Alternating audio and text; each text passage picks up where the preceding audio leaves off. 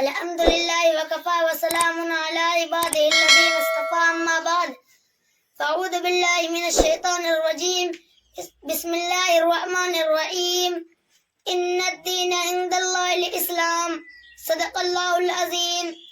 صدر محترم معزز اساتذہ اکرام اور مدیر علمی کے غیور فرزندوں، آج کے اس مبارک بزم میں مجھے جس عنوان پر لب کشائی کا موقع دیا گیا ہے وہ ہے اسلامی راہ نجات ہے. موضوع کی وسعت و طوالت و ہماگیریت اور وقت کی قلت و تنگ دامنی کا احساس مجھ جیسے نو آموز طالب علم کو تکلم کی اجازت نہیں دیتا، تاہم مشق و تمرین کی غرض سے چند باتیں کہنے کی جسارت کر رہا ہوں. دعا کیجئے کہ اللہ تعالیٰ صحیح کہنے کی توفیق مرحمت فرمائے.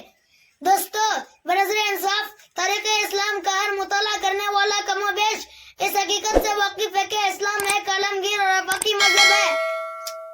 اسلامی وہ دین برحق ہے، اس کی ابدیت تمام شک و شبہات سے بالاتر ہے، وہی سفینہ نجات ہے اور اسے میں کائنات کی صلاح و فلاح کا راز مضمر ہے. مگر دوستو، قوم و مسلم کی بدنصیبی کہیے یا مشیت خداوندی کے آج اس دور میں اسلام محض حقیقت کی حیثیت سے زندہ ہے. اسلامی تہذیب و تمدن اور اس کے قوانین و اصطلاحات کو یکساں نظر انداز کر دیا گیا ہے. تجارت کا پاکیزہ طریقہ سود خوری اور کمال بازی میں تبدیل ہو گیا ہے. اسلام بھلائی، ایثار، ہمدردی، روحانی رفعت، دنیا سے بے رغبتی، بلند حوصلگی اور شرافت کا چشمہ ہے. اسلامی تعلیمات عفت و پاکیزگی اور نسائی کا مانگتا ہوا حسین گلدستہ ہے.